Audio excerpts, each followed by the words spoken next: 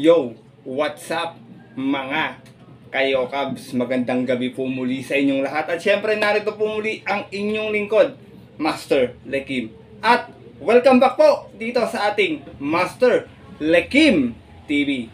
Bago ko po simulan tong ating video to mga bayang karista, make sure na dapat nakalike na po tayo at nakasubscribe. Pakihit na rin po yung notification bell or bell icon para maging updated po kayo sa mga susunod ko pa pong upload na video. At ngayong gabi mga bayang kalarista, meron tayong muling konting silip, giya at race analysis sa karera para po ngayong araw po ng Miyerkules, September 20, 2023. First day racing dito po muli sa Metro Turf Malbar, Batangas, at meron po sila inihandang 8 races na magsisimula po sa ganap na alas 5:30 ng hapon. Na sana po makadihado tayo ngayong araw ng Miyerkules, bagamat meron tayong ilang 1,000 meter na distansya dito mga bayang kalarista na syempre hindi ko na rin po papatagalin pa yan at pupuntahan natin agad dyan matapos lamang yung ating maikling patalastas. Kaya let's go mga kayo Cubs! Ano na ba ang pinaganda at pinalakas na super game?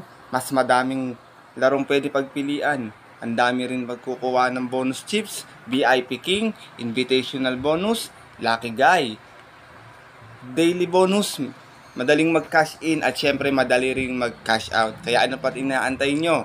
Download and register at manalo na.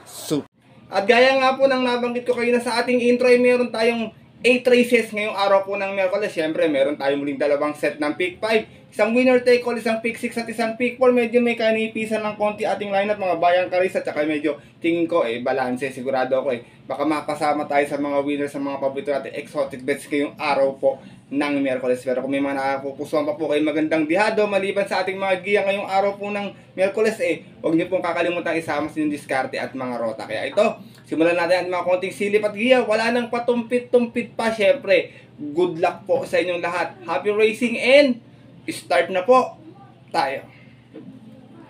Race number 1. Start po ito ng ating first pick 5 event mga bayang kalarista sa itong PhilRacom Rating Base Class 4, 28, 33, 34, 39 merge bracket. Sorry bayang kalarista, medyo nabitin tayo ron. 1400 yung ating distansya at meron lamang tayong 6 na kalahok na maglalaban-laban dito sa karera na ito.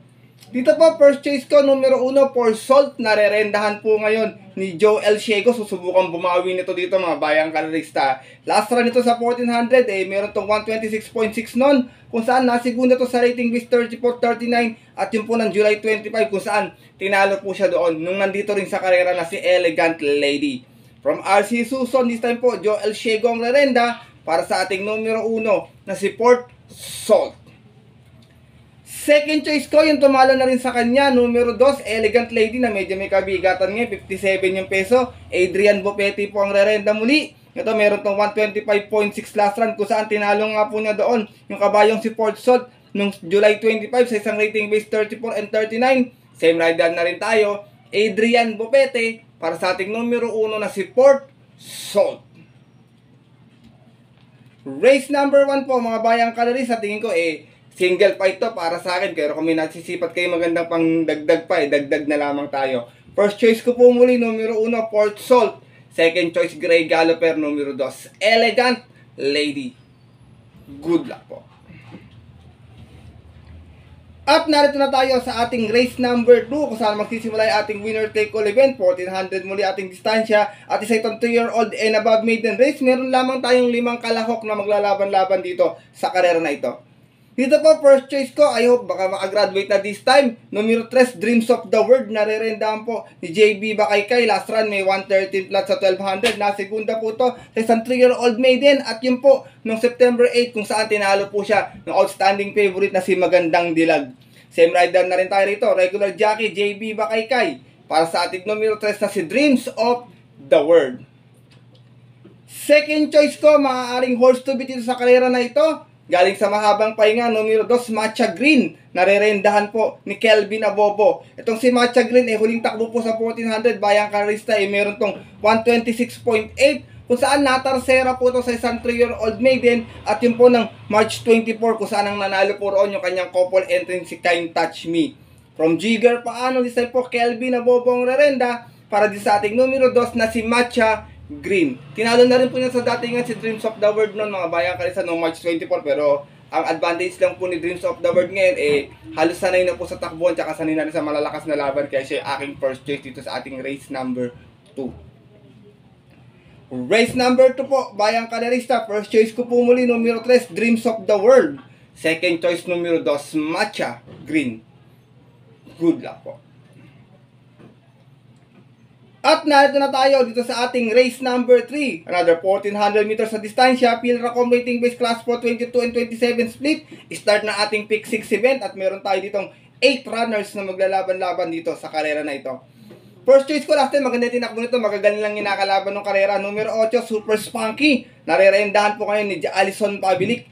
Last run nito may 127.4 sa 1400. Dumating itong pang 8 sa isang rating base 22-27 nung September 10 po. Kung saan nakalaban niya nga po doon yung kabayong si Secret Service.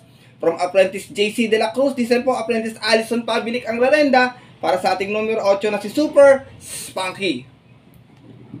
Second choice ko, dilimating kabayo, numero 1, Diamond Story. Narerendahan po ni IL Aguila. Ito naman si Diamond Story, may 128.2 sa 1400 kung saan nanalo to noon sa kanyang maiden assignment. At yun po ng July 23 naman kung saan dinalo niya po doon yung kabayong si D Alpha Male. From Jomer Estorque, this time po IL Aguila ang rerenda para sa ating numero 1 na si Diamond Story.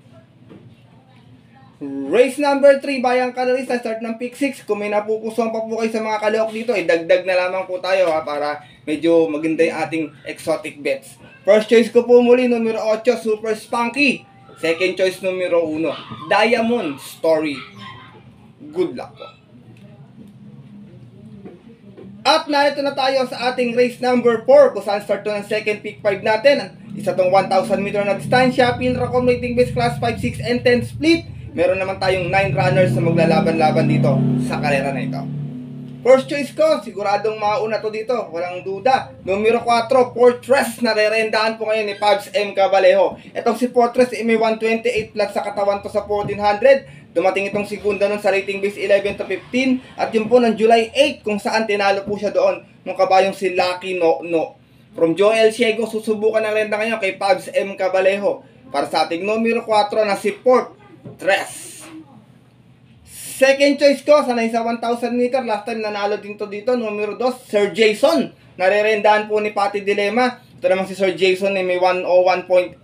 Sa 1,000 meter, nanalo to sa rating base 5. At yun po ng August 27 naman, kung saan tinalo niya po doon yung kabayong si Jumbo. Same rider pa rin tayo rito, Patty Dilema. Para sa ating numero 5 na si Sir Jason. Isinasama ko pong third choice, baka maisabay sa unahan. Medyo alam ko, derimating ka ba ito, pero pag ginusto naman isabay, baka maisabay. Numero 7, Top of the Mark, narerendahan po ni IL Aguila. Itong si Top of the Mark ay may 129.2 sa 1400, kung saan nasigunda to. Sa isang rating base 6 and 10. At yun po, noong August 30 naman, kung saan ang nanalo po doon yung kabayong si Raha Bago. From IA Aguila, this time po, IL Aguila ang rerenda para sa ating numero 7 na si Top of the Mark. Race number 4, bayang kalerista to, medyo magulong karera na to, 1,000 meter pa yung ating distansya. Kung may kursonada pa, dagdag na lang mga bayang kalerista. First choice ko po muli, numero 4, Fortress. Second choice, numero 2, Sir Jason. At third choice, yung numero 7, si Top of the Mark. Good luck po. At narito na tayo sa ating race number 5, kung saan parating ito na ating first set ng pick 5 event. Pilracom rating base class 5, 11 to 15 split. Start ng ating pick 4, 1,000 meters sa ating distansya. At meron tayong muling 9 runners na maglalaban-laban. Another anybody's race muli ito, bayang kalerista to. Pagandaan ng salida, tingin ko yung laban dito. First choice ko, Grey Galloper. Siguradong mauna to para sa akin. Galloping Ghost, narerendahan po ni Patty Dilema. Itong si Galloping Ghost ay may 126.8 po ito sa 1400 noon. Nanalo to sa rating base 6 and 10. At yun po ng June 11 kung saan tinalo niya po doon yung kabayong si Golden Buzzer. Same rider tayo rito. Gamay ni Patty to. Itong Grey Galloper na numero 3 na si Galloping Ghost. Second choice ko, maaari niyang makasabay, makakalaban niya ng 1-on-1 sa unahan. Tingin ko, numero 1, Advance Party. Narirendahan po ni Noel Lunar. Last time napanalo ni Noel Lunar to, last race, bayang kalerista. Pero meron tong best time sa 1,000 meter. Meron tong 1 minute 0.6 flat. 1 minute pala, sorry. Nanalo to sa isang rating base 5 nga lang, Bayang Kalista, dalawang grupo inakyat niya dito. At yun po ng July 22, tinalo niya po doon yung kabayong si Eno Teresa Chair. From Boji Henson, second time around, Noel Lunar, para sa ating numero 1 na si Advance Party. Sinasama ko pong third choice, baka makaagapay agad sunan or makapanood, numero 6, Cash is King. Narirendaan po ni John Paul A. Guse. Ito namang si Cash is King ay may 1 minute 0.6 din sa 1,000 meter to. Nanalo to sa isang rating base 6 and 10 at yun po ng July 29 kung saan tinalo niya doon yung kabayong si Primero Soldado. Same rider pa rin tayo, John Paul A. Guse. Para sa ating numero 6 na si Cash is King. Segunda rin to last time kay El Mundo, Bayang Kalista, kung di ako nagkakamali. Race number 5 po, Bayang Kalista, maraming matulin dito, may mga ilang dirimate rin na pwedeng makachambak, kaya kung may nakukurso na daan pa po kayo sa ating race 5, tingin ko mahirap na karera to para sa akin. Dagdag na lamang po tayo. First choice ko po muli, numero 3, Galloping Ghost. Second choice, numero 1, Advance Party. At third choice, yung numero 6 na si Cash is King. Good luck po. At lipat na po tayo dito sa ating race number 6. Another 1,000 meter na distansya. Pilracom waiting base class 5, 6, and 10 split. At meron tayong muling 9 runners na maglalaban-laban dito sa karera na ito. Puro dirimate mga kalahok dito, mga Bayang Kalista. Kaya ito, long shot of the day ko po para sa inyo. First choice ko, numero 9, galing sa panalo, Daginding. Kasi ito yung may angkin tuloy sa unahan, maganda yung post position, maiksing distansya, baka mapabor sa kanya. Last run po, nanalo po ito sa 1200, may 115.6 po ito. Sa isang rating base 5 lamang po, at yun po ng September 8, kung saan tinalo niya po doon yung kabayong si Avenue Shopper. Same rider pa rin tayo dito, RS Kalubiran, para sa ating long shot of the day na numero 9 na si Daginding. Second choice ko, numero 7, Jawo. Narirendaan po ni Alison Pabili. Ito kabayan to, pag ginusto naman, kahit maiksi yung kanila, tingin ko mananalo to eh. Meron tong 129.8 sa 1400, kung saan nasikunda to noon sa rating base 6 and 10. At yun po, nung September 6 naman, kung saan ang nanalo sa karera na yun, yung kabayang si Pass NEC. Same rider pa rin, regular jockey na niya, Alison Pabili, para sa ating numero 7 na si Jawo. Sinasama ko pong third choice, pwede rin sumunod agad sa unahan to, may angkin tulin din, numero 2, Destiny. Narirendaan naman po ni Jomer Estorque. Ito naman si Destiny, may 102 flat sa 1,000 meter. Nasigunda po to sa isang rating base 6 and 10. At yun po ng July 8 naman, kung saan ang nanalo sa karera nila, yung kabayang si Bonnie Avenue. From Christian Advincula, this time po, Jomer Estorque ang rerenda, para sa ating numero 2 na si Destiny. Race number 6 po, Bayang Kalista. Kung may napupuso ang kailan ng mga dirimating kabayo, nakakarimati naman po sa 1,000 meter din. Ako basta makasalida ng or makapwesto ng maaga. First choice ko po muli, numero 9, the long shot of the day, Daginding. Second choice, numero 7, Jawo. At third choice, yung numero 2 na si Destiny. Good luck po. At lipat na tayo dito sa ating penultimate race ngayong araw po ng Miyerkules. 1400 na po muli ating distansya. Pilracom waiting base class 4, 16-21 split. At meron tayo ditong 10 runners na maglalaban-laban sa karera na ito. Dito po, first choice ko, last time tingin ko baka nagpagpag lang ng kalawang, numero 5, Melania. Narirendaan po ni John Alvin Guse, may angkin tuling to, pwede rin namang isunod. Last time may 127 flat, natarsera to sa isang rating base 16-21. At yun po na September 9, kung saan ang nanalo po doon yung nayamadong si Basket of Gold.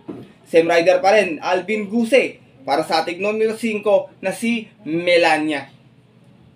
Second choice ko po rito, magdadala ng Marcia. Kung mapapabayaan ng 2-4-5, baka meta nila abutan. Numero 9, Runway 10. Narirendaan po ni Boji Henson. Ito namang si Runway 10 ay may 112.6 to. Kung saan nasigunda to sa isang 1200 na distansya. Rating base 22 and 27 pa. Bagong babayad dito sa Bayang Kalista. At yun po ng August 16 naman, kung saan na-upset siya doon nung dihadong si Pactora. Same rider pa rin tayo rito, Boji Henson. Para sa ating numero 9 na si Runway 10. Sayang, 9 numero, Runway 10 yung pangalan. Sinasama ko pong third choice, ang kabayong walang pahinga. Siyempre, the veteran campaigner, numero 1, El Mundo. Narirendaan po ni A.R. Villegas. Ito last time, galing sa panalo to. May 127.4 to, nanalo sa rating base 11-15. Bagong akyat muli ng grupo dito. At yun po na September 30 naman, kung saan tinalo niya doon yung kabayong si Cash is King. Same rider muli, Andrew Dodong Villegas para sa ating the veteran campaigner, numero 1, El Mundo. Race number 7 po, penultimate race ngayong araw po ng Miyerkules, Bayang Karerista. First choice ko po muli, numero 5, Melania. Second choice, numero 9, Runway 10. At third choice, yung numero 1 na si El Mundo. Good luck po. At narito na tayo sa ating huling karera ngayong araw po ng Miyerkules. Race number 8, parating ito na ating winner take all, pick 6, pick 5, and pick 4. Pilracom rating base class 5, 11 to 15 split. Meron tayo ditong 10 runners at ang distansya po is 1,000 meter muli. Dito po, first choice ko, Dihado muli, numero 4. Medyo may takbo sa 1,000 meter to eh. Sky Lover, narerendahan po ni Alison Pavilic. Kung si Sky Lover ay may 101.2 sa 1,000 meter. Kung saan nanalo to sa kanyang maiden assignment at yun po ng July 9 naman. Tinalo niya po doon yung kabayong si Dreams of the World sa isang 3-year-old maiden. Same rider pa rin, Alison Pavilic, regular jockey. Para sa ating numero 4 na si Sky Lover.